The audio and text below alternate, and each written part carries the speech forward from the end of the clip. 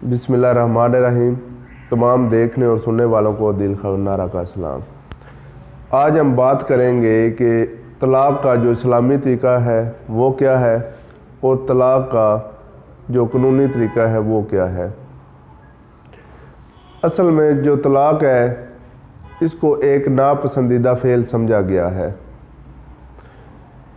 अगर दो मियाँ बीवी का आपस में निभाह नहीं हो रहा तो फिर दोनों को अलहदा होना ही पड़ता है।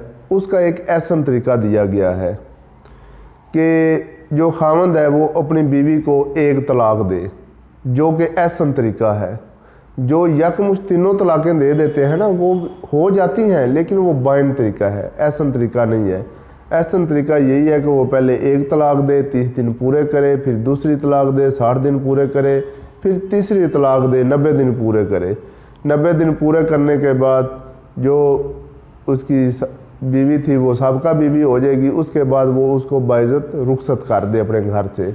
लेकिन हमारे यहाँ ऐसा नहीं हो रहा, क्योंकि ये शरई तरीका था, शरीयत का तरीका था। अब इसके अलावा के बरअक्स काम हो रहा है। होता क्या है कि खामन जो है वो यकमुश्त तीन तलाक़ें दे देता है और जो औरत होती है वो फौरी अपने घर चली जाती है। अब कानून तीन तलाक़ के ऊपर क्या कहता है? जब भी कोई खामन तीनों तलाक़ यकमुश्त दे देता है तो कानून ये कहता है कि तीनों तलाक़ यकमुश्त नहीं होती। कानून की नज़र में आप अगर तीनों तलाक़ दे देते हैं तो आपको दोबारा तलाक़ नहीं देनी पड़ती। एक तलाक़ जो है वो 30 दिन के अंदर आप अगर रजू कर लेंगे तो आप कर सकते हैं।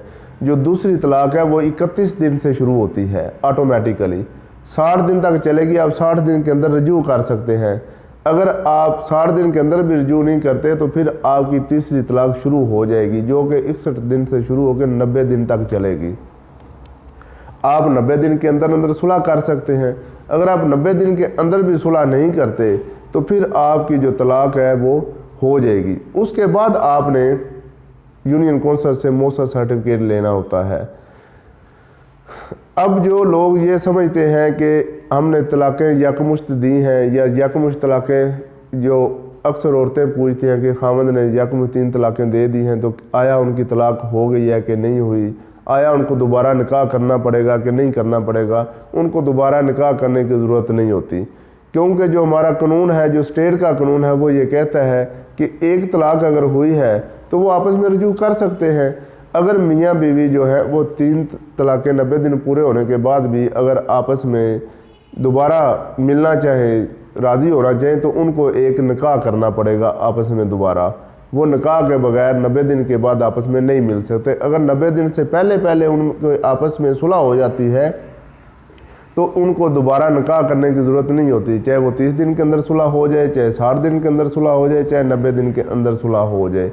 और अक्सर ये होता है कि कुछ खामन जो हैं वो औरतों को तलाक़ नहीं देते, बीवियों को तलाक़ नहीं देते, उनको तंग कर रहे होते हैं, जिच कर रहे होते हैं। तो उसका क्या तरीक़ाकार है? उसका तरीक़ाकार ये होता है कि जो औरत होती है वो सिविल कोर्ट में जाती है, फैमिली कोर्ट में जाती है। फैमिली कोर्ट में वो तलाक़ का केस दायर करती है। तलाक़ आता है बेसिस ऑफ खुला, जिसको खुला कहते हैं। खुला लेने के बाद जो होता है वो खुला बेसिकली एक तलाक़ होती है। खुला लेने के बाद वो यूनियन कौंसिल में जाती है। यूनियन कौंसिल में जाने के बाद उसको दूसरी पार्टी को दोबारा नोटिस जाते हैं, खबाश तैयार होता है, फिर उसके बाद मौसर सर्टिफिकेट होता है, फिर उसके बाद जो है वो दूसरी शादी की जा सकती है।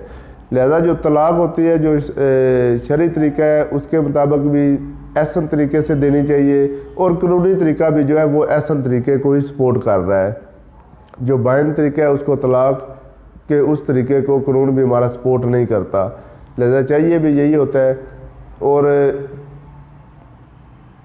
इंशाअल्लाह ताला हम अगले व्लॉग में बात करेंगे कि जो दूसरी शादी की जाती है या दूसरी शादी करने के लिए उनको पहले खामन से या खामन को पहली बीवी से कैसे जो है वो परमिशन लेनी चाहिए या कैसे उसे जान छुड़वानी चाहिए, उसकी इंशाअल्लाह अगले व्लॉग में बात करेंगे। Thank you.